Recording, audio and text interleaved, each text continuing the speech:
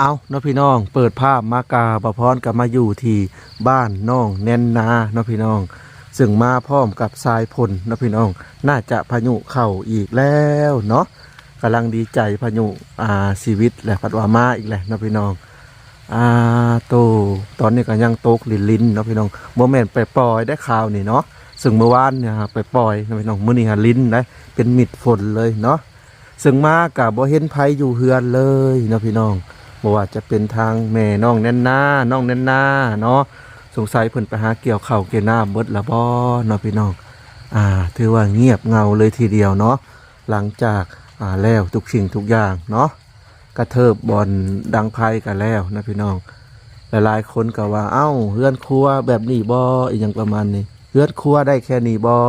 ก็คือได้แค่นี้แหละเนาะพี่น้องเพราะว่างบก็มีซ้ำนี้เนาะเขาเอิ้นว่าเกาะกระเทิบบอนจอดรถก็ว่าแมนแต่ว่าเพิ่นบ่ได้มีรถดอกแต่ว่าบอนดังไพ่เอาเตียงเข้าไปนั่งก็ได้นะพี่น้องและก็เรื่องการสร้างห้องน้ำเนาะพี่น้องก็มีทางซ่องบ่าวน้อยเชียงรายเนาะมีผู้ใจดีเพิ่นก็บอกว่าสมทบเข้ามา2 ล้านก่อนเนาะพี่น้องแต่ว่ายังบ่ทันได้พอดอกเนาะแล้วก็เรื่องเจาะน้ำสร้างบาดาลก็คือกันนะพี่น้องแต่ว่าทางผู้ใจดีทั้ง2บ่าวลาเพิ่นก็ยังบ่ทันได้ตกลงเนาะพี่น้องเพิ่นแค่เสนอว่าอยากเจาะให้ซื่อๆเนาะ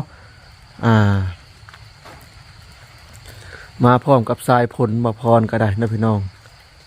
กะขออย่าให้ตกแห้งก็แล้วกันเนาะให้ตกประมาณซ้ำนี่ละลินบางคนก็ยังเกี่ยวเข่าได้พี่น้องพะวงแน่เข่าเพิ่นสุกเหลืองเต็มทงไห่ทงนาเนาะเมื่อวานนี่ซุมเพิ่นก็ยังเกี่ยวอยู่มื้อนี้เพิ่นก็น่าจะหยุดพอพายุก็ค่อนข้างจะตก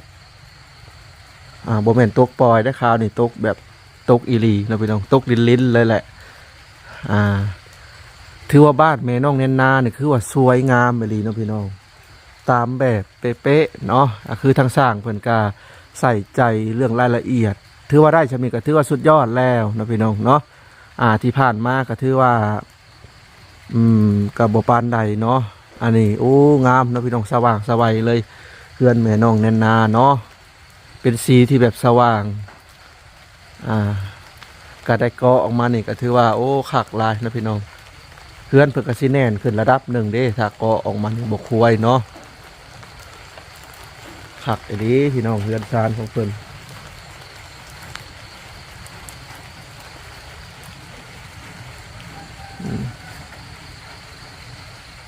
คืมผ้าแบบนี้นะเหมาะกับสะท้อนแสงสีแบบนี้โอ้สว่างเนาะส่วนกระท่อมเพิ่นกันยังบ่ทันได้มั่งออกอยู่เนาะพี่น้องก็ได้เลิกพาบัตรอันนี้ออกไปแล้วละเนาะเพิ่นเอาไว้บนดังไฟที่แรกเพิ่นว่าสิดังอันนี้แต่เพิ่นก็บ่กล้าดังเพิ่นย่านเฮือนเพิ่นดำบ่ซั่นซะพวกคนที่ได้เฮือนใหม่ก็ค่อนข้างจะดูแลรักษาเป็นพิเศษเนาะพี่น้องย่านเฮือนดำเพิ่นว่าเพิ่นก็เลยอาศัยมาดังอันนี้ก่อน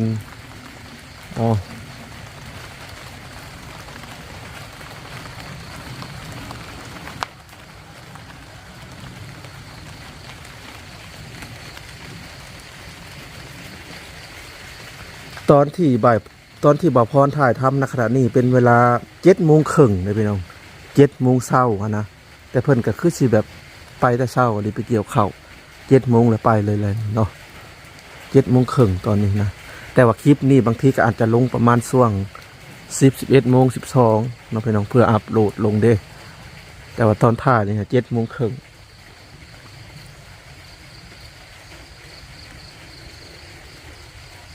เดือนตุลาคมวันที่27นะพี่น้องตัวก็ยังบวิดพายุเนาะผู้แลเดือนผ่าจิกออกมาผู้แลจังวิดที่จริงซ้ำนี่ชีวิตแล้วนะพี่น้องปกติหรือว่าปกตินะ27ตุลาคมเดือนนี้มี31 27 28 29 31ก็เบิดเดือนผ่าจิกออกมาแล้วเนาะปีใหม่ก็ยังบ่ทันได้เฮิงพี่น้องเอ้ยโธปีหนึ่งก็แป๊บเดียวหนึ่งเนาะวันเวลาสะแม่นไวซะเหลือเกินเนาะพี่น้องผู้ใดพาวอยากเห็ดยังก็เห็ดไปเด้อพอเวลาบ่ได้ท่าได้พี่น้องเอ้ยไปเรื่อยๆเนาะปีหนึ่งกับบ่ได้เฮิงเนาะพี่น้องเห็ดงานทำนั่นทำนี่ก็ บ่ทันได้อีหยังเนาะพี่น้องแป๊บเดียวฮอดปีแป๊บเดียวฮอดปี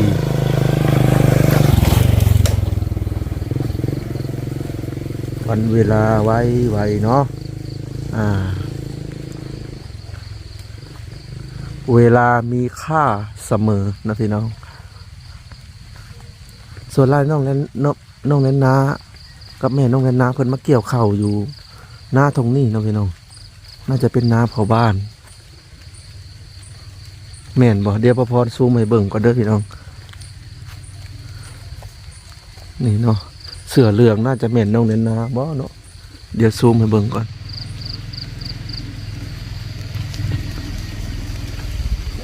แม่นเอลี่เนาะพี่น้องน้องเล่นนาเลย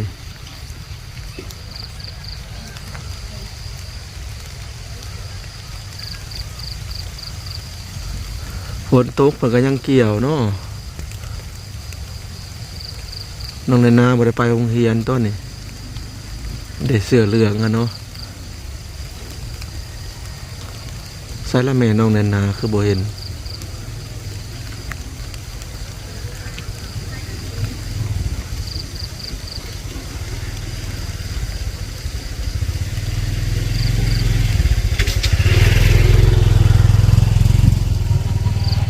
โอ้แม่นเนาะพี่น้องเป็นเกี่ยวเข่าเอาเนาะก็คือเพิ่นเกี่ยวอยู่ในเฮือนอ่ะนะพอบงพอบ้านนะพี่น้องเอาดิตัวเกี่ยวเข่าตากฝนเลยต้นนี้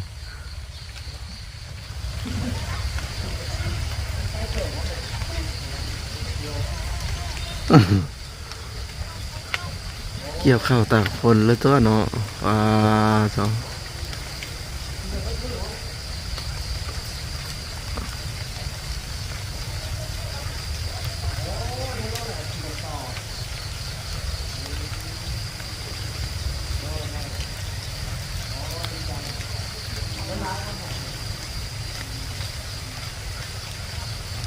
เพิ่นกาไส้ตอกเนาะพี่น้องไส้ตอกหมัดประดับเนาะแต่ว่าบ้านบะพรจะไส้เป็นเอาตอเพืองเลยหมัดเอาต้นเข่าเลยหมัดแล้วพี่น้องแต่อันนี้เพิ่นกาไส้ตอกหมัดตอกที่เพิ่นจักข้างชาตินั่นฟังแล้วก็ประดับไปเนาะ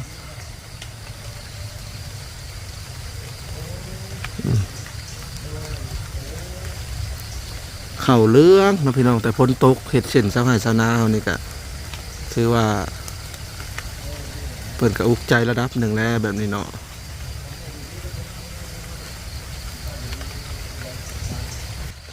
เอานะพี่น้องก็คือสรุปแล้วน้องแนนาไปเกี่ยวเข่าเนาะเพิ่นบ่ได้ไปโรงเรียนพอกันเลยกลับมาเรือนเพิ่นคือเก่า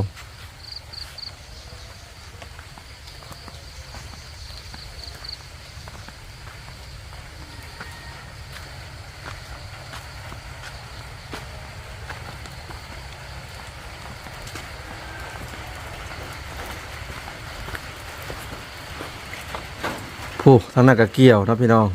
เดี๋ยวสิซูมให้พี่น้องเบิ่งก่อนผู้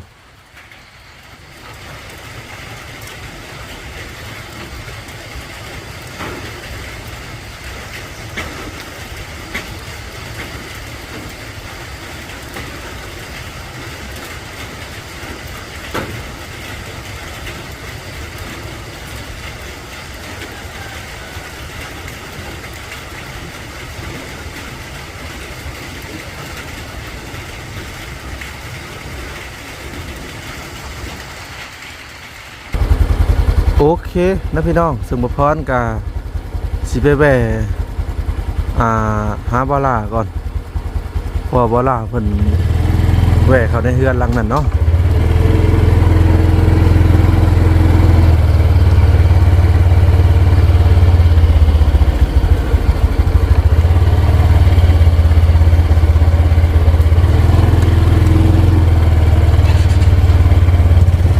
สวัสดี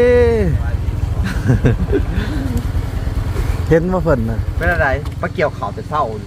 โอ้ยเด้น้องเนน่าอยู่ท่านเนาะนี่น้องเนน่าอยู่เหรอ แต่ว่าเห็นแต่น้องแน่นนาอยู่เด้อหั่นแต่ว่าแม่เพิ่นจักไปใส่ อันนี้ยังหน้าคุณดูเลยก็แม่มาเกี่ยวข่าวบ่พรไปไปคอยเบิ่งอันนี้เพิ่นเกี่ยวข่าวอยู่ฮัลโหลให้บอกว่าถ่ายคลิปกันไปใช่เดี๋ยวไปจะเมื่อมันเนี่ยคือเป็นมอเตอร์เห็นไหมฮัลโหลไม่ได้แหละทีนี้ถ่ายคลิปได้ของคลิปอย่างนี้เลยผมมาเดินต่อมาเบิ่งถ่ายนะ เอาเนาะพี่น้องบัดนี้บ่พรก็สิได้กลับก่อนเนาะพี่น้องกลับไปบ่อนที่พักเช้าพุ่นแหละเนาะก่อนกลับบ่พรก็สิถ่ายบรรยากาศตอนฝนตกลิ้นเมื่อฮอดบ่อนที่บ่พรพักเช้าพุ่นแหละเนาะพี่น้องเอาไปเบิ่งชมบรรยากาศนํกันพี่น้องเอ้ย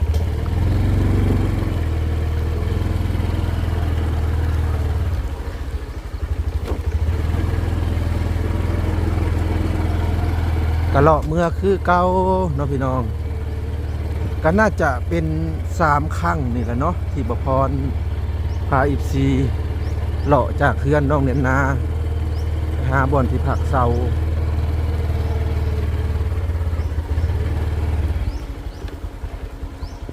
น้ำเข้าเลนกล้องเลยพี่น้องเอ้ยเสร็จก่อน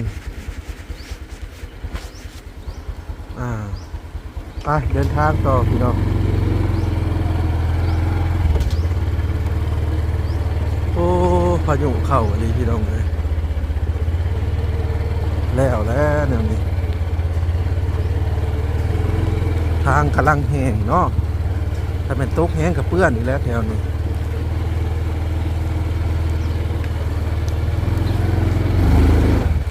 โอ้แห้งเติบพี่น้องไปถ้าเป็นบ่ผ้าเมื่อก็ถือว่าเปียกบ้านละนี่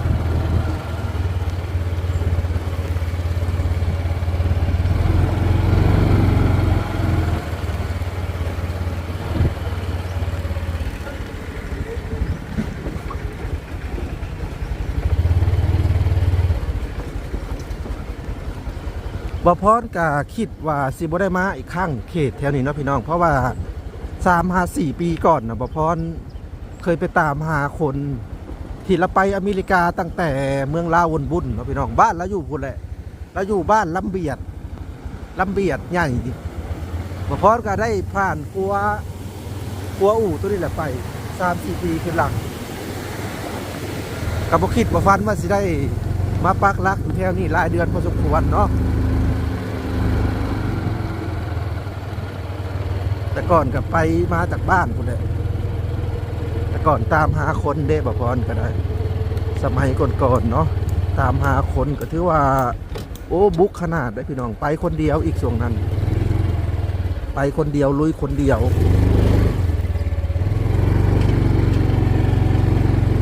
แต่ว่าบ้านเนี่ยบ่ได้ฮู้มีแต่ถามคนอย่างเดียว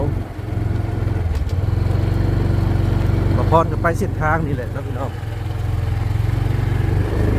ไปเส้นทางอันกัวอู่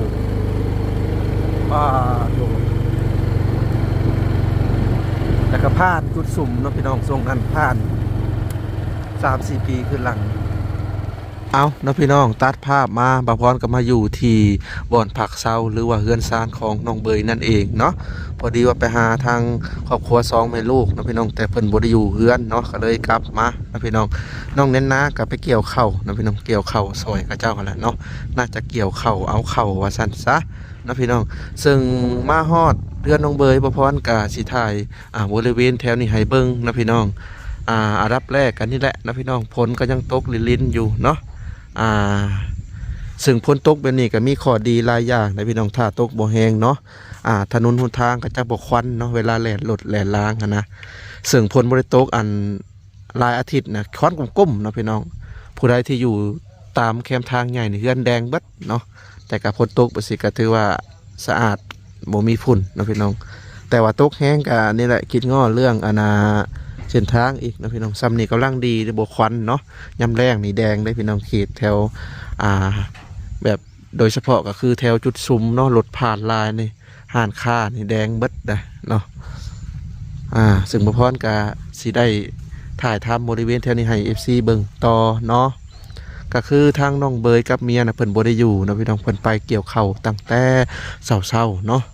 เพิ่นย่างออกไปทางพี่แหละเนาะ น่าจะไปเกี่ยวเข่าแถวเขตนาทองนี่แหละเนาะไปตั้งแต่7 โมงเลยพี่น้องเอ้ยเนาะเพิ่นก็บ่ได้อยู่เนาะอยู่แต่ทางบ่าวพรกับบ่าวน้อยนะพี่น้องส่วนบ่าวพรก็พักในสังกะสีสีขาวนี้บ่าวน้อยก็พักอยู่หั่นเนาะส่วนน้องเบยก็ห้องเพิ่นอยู่เทิงบ่มีไผอยู่เนาะส่วนนายแก้วก็อยู่หั่นส่วนมอลาก็อยู่กระท่อมตัวนั้นกระท่อมเก่าเนาะและบ่าวพรก็สิได้มาแจ้งให้ FC รับรู้นำกันเนาะก็คือทีมงานตอนนี้เนาะพี่น้องทีมงานตอนนี้ก็อาณาบ่มีภัยหมายถึงว่าเพิ่นก็ได้แยกย้ายออกไปแล้วเนาะก็คือทีมงานตอนนี้ก็เหลือแต่3 คนเนาะพี่น้อง3 คนเนาะก็มีทั้งบ่าวพรบ่าวลาแล้วก็บ่าวน้อยเนาะพี่น้องส่วนบ่าวสัญญากับบ่าวลาน้อยก็เพิ่นแยกย้ายไปสายเดินป่าแล้วเนาะพี่น้องเนาะก็คือเพิ่นไปเดินป่าอยู่ทั้งภูทางผาเขตสารวันพุ่นแหละเนาะก็ถึงเวลาเนาะบางคนเฮาก็บ่แน่บ่นอนเด้ถ้าถึงเวลาก็อาจจะได้แยกย้ายเนาะยังเหลือแต่3 คนเนาะพี่น้องซึ่งทั้ง3 คนนี่ก็สิทำหน้าที่นี่แหละไปเรื่อยๆเนาะทำหน้าที่ซอยเรือไปเรื่อยๆอะไรเนาะพี่น้อง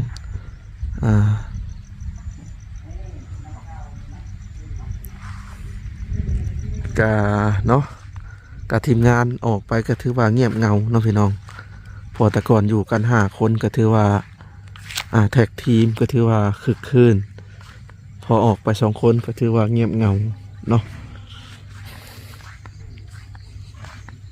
เอานะพี่น้องจะได้ก็ตามแต่เนาะทางสมเฮากะสิดำเนินการต่อไปนั่นแหละเนาะพอคนเฮากับบ่แน่บ่นอนเนาะพี่น้องพอถึงเวลากะแยกย้ายไปทางไผทางลาวเนาะคือบ่พอนี่ก็บ่แน่ใจคือกันเนาะพี่น้องแต่ก็ทำปัจจุบันนี้ให้ดีที่สุดนั่นแหละเนาะอนาคตก็บ่ฮู้ดอกว่าสิเป็นจังใดน้องซะตัวนี้เพิ่นก็บ้านใหม่นะพี่น้องเพิ่นใช้รถคูบูต้าอันเทยแล้วก็เฮ็ดเป็นขันน้ำหงตัวนั้นก็น้องหนึ่งถ้าแม่นบ่ขาดน้ำสิลายเนาะพี่น้องตัวนั้นอันนี้ก็เป็นน้องส่วนบุคคลเนาะเพิ่นได้น้องดีตัวละครอบครัวเพิ่นประมาณ3 น้อง1 2 3เพิ่นปล่อยปลาหลายนะครับพี่น้องช่วงที่เขาเจ้ามาเฮ็ดจุดซุ่มใหม่นะพี่น้องเฮ็ดจุดซุ่มใหม่เขาจกดินจากนี่ฮะจกดินไปเฮ็ดทางเพิ่นก็ได้น้องเนาะ3 น้องก็ถือว่าปล่อยปลาหลายซึ่งบ่พรมาอยู่เขตแถวนี้ก็โอ้หลายเดือนเลยเด้อพี่น้องถือว่าหลายเดือนแล้วมาปักหลักอยู่ที่นี่เนาะบ่พรคิดว่าน่าจะเป็นปี2 ปีพุ่นละคิดว่าเนาะเพราะว่าทางแรกๆทางบ่พรมากับบ่ลาก็บ่ได้มีอีหยังเลยเนาะพี่น้องมาซอยก็คือเริ่มต้นจากกระท่อมตัวนี้เนาะน้องเบยแล้วก็พากันอยู่นั่นนี่แล้วทีนี้แหละมีบ่อนปักหลักแล้วก็เลยแบบว่าอาจจะอยู่เฮิงอยู่นะพี่น้องเราบอกคิดว่าฟันเลยว่าสิได้มาปักหลักอยู่เขตแถวนี้เนาะก็เป็นปีแรกของบ่พรเลยนะพี่น้องที่ไกลบ้านไกลช่องมาพักสถานที่แห่งนี้เป็นปีแรกประมาณ 6-7 เดือนแล้วว่านี่มาอยู่ปีเนาะ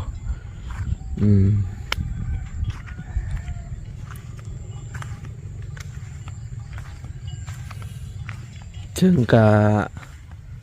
ประมาณทิศหนึ่งก็ได้กลับบ้านเธอหนึ่งนะพี่น้องได้กลับบ้านกับมือเดียว1 คืน 2 วัน 3 วัน1 คืน 2 วันเนาะก็ได้กลับมาอีกนะพี่น้อง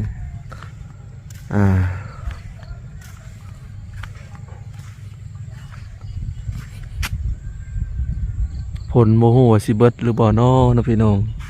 หรือว่าผลทิ้งส่วงบ่ตอนนี้กับวันที่27 เดือนตุลาคมเนาะ27ผาจิกนี่คือสิเบิดละผลเนี่ยปีใหม่ก็ยังบ่ทันได้หึงนะพี่น้องก็สิเบิดละปีหนึ่งก็บ่ได้หึงนะพี่น้องเฮ็ดอีหยังนำกับบ่ทันเนาะหานั่นหานี่กับบ่ทัน ซึ่งบ่พรก็ตอนนี้ก็หิวข้าวอยู่เนาะพี่น้องตอนนี้ก็เป็นเวลาบ่ายๆแล้วยังบ่ได้กินฮอดข้าวเที่ยงเนาะส่งอาหารการกินก็บางทีก็ไปซื้อในตลาดในจุดสุ่มนี่นะพี่น้องส่วนมากก็อาจจะขายปิ้งไก่หลายๆอย่างอยู่เนาะร้านอาหารตามสั่งก็มีคือกัน แต่ว่าบ่พรก็บ่ค่อยอยากกินแบบนั้นปานใดเนาะส่วนหลายบ่พรอยากกินอาหารสดหลายกว่านะพี่น้องคล้ายๆแบบว่ามีกบมีเขียดก็ซื้อมาเฮ็ดกินอหยังประมาณนี้ซื้อมาเฮ็ดกินหรือว่ามีปลาบ่กินสดๆหั่นนะเนาะพี่น้องจะแซ่บ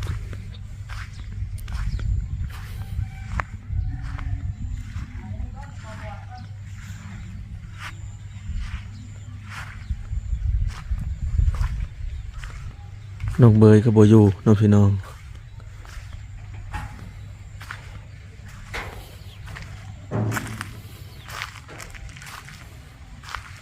ถือว่าเงียบเงาเนาะ